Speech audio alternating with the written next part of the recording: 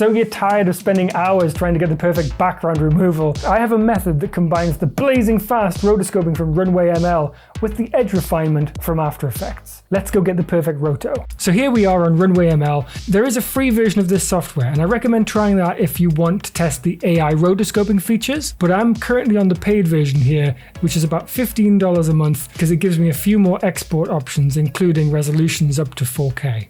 So now that we're logged in, just go to your assets panel and you can upload from here the clip that you want to use. I'm going to use this clip of me holding my cat Brisket, who is an absolute psychopath. And once your clip's uploaded, just go to your projects tab and start a new green screen project. Now, don't worry if you're not using a green screen, it can be done without one. It's just what they call their AI rotoscoping tool. Go figure. So now all you need to do is select the subject. Now, with each click, you're able to see what's been selected. So there's an area here that wasn't picked up. You just click again in that area, and I think it's selected me entirely there. In the View tab, you can now drag your opacity slider to see everything that's within the bounds of the matte, and it looks like it's done a good job. So let's play through. That's done a really good job. I'm always kind of blown away by this. So if you find any holes that can't be fixed by just clicking, go to the Refine tab and select the paintbrush. There's a couple of weird little things that I spotted there, like down the bottom here, there's some tiny tears, so I can literally just paint that in, and hopefully, almost. Now there's just one frame there, let's paint that in. So the paintbrush also has an exclude tool, and I've noticed this section where there's a little bit of the green screen behind me, still in between me and Brisket.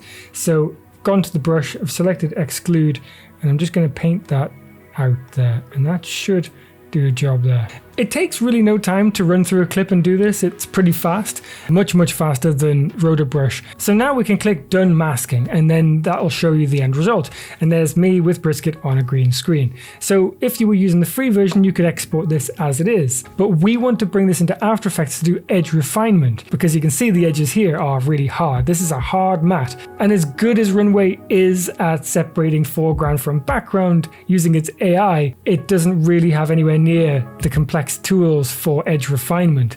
It can do a little bit of feathering, but that's pretty much it. So what we want to do is we want to go to export clip, select export as mask, and then export mask.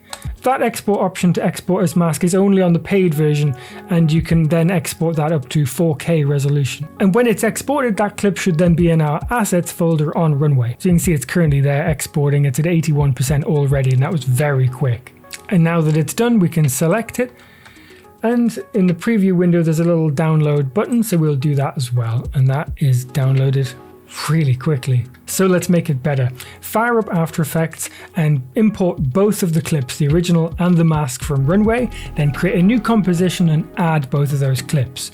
It doesn't matter which one's on top of the other, but you do need to now select the track matte drop-down menu on the original clip and select the mask from Runway. So in my case, that's Roto Brisket 1 mask. And finally, just check LumaMatte. Now we have the subject matted out using the mask from Runway. Now select both of those clips and create a pre-comp. Now those are pre-composed, so let's get in there for some quick wins. Now I know you're short on time, so the very first thing you need to do is go to your effects and presets and look for Refine Soft Matte. Drag that onto your pre-comp and watch the magic happen. That has softened our edges, but it's done some very interesting stuff. So let's get under the hood for a brief moment. If you look in your effect controls under the Refine Soft Matte, you can see it's calculating edge details to 10 pixels. That means it's using Adobe Sensei machine learning to guess the edges and what they should look like. So 10 in my experience is a bit high. If you want something that doesn't introduce chattering and noise, or is just a little bit less noticeable, I'd set that down to something a bit lower, like 3. Here it is without Refine Soft Matte. You can see it's a really hard edge. There's no definition there at all. You turn the effect on and you get definition. You can see hairs. It's amazing. If I turn the additional edge radius down to 3 like I suggested, you can still see some detail. Much more detail than without it, with it. Because if you turn off calculate edge details, you're left with what looks like just basic feathering. But getting those details in there, it's a good idea. So that's Refine Soft Matte, and it really really does a good job. It's still a pretty heavy-handed approach. So I'm going to remove that effect now. What we can do instead is we can actually right-click on our comp and open it in Layer. And now I can use the roto brush, but we don't need to create a matte because we already have one. If I click and hold on the roto brush and I can select Refine Edge tool, then I'm just going to draw an outline around my hair. This gives you more control because it means you don't have to select the whole of the edge. You can actually just select a part of the edge. Now, whether you're using Roto Brush Refine Edge or Refine Soft Matte, there are a couple of other very final things you need to know. Very important ones too. For instance, the Use Motion Blur checkbox. Once you've made your selections or you've dragged on Refine Soft Matte, Use Motion Blur should be checked because when you've done rotoscoping, it's definitely removed a bunch of your motion blur. That's going to reintroduce that into the footage. And if you're like me and you've shot your footage on a green screen or a blue screen, then you may want to do some despill. Now that can be done within these effects under Decontaminate Edge Colors, or you can search for the Advanced Spill Suppressor and drag that right in. 9 times out of 10, that's going to do the job.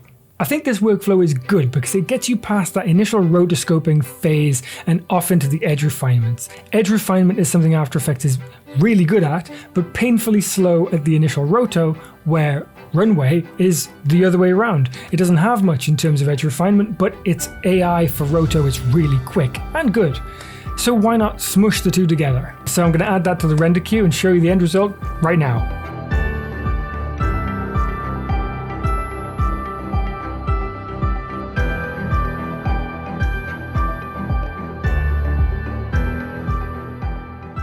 And there you have it, a simple and effective way of getting roto done in no time. Now, if you're interested in doing more with Roto Brush and preparing footage for Unreal Engine, I recommend this tutorial right here. Head on over and I'll see you there.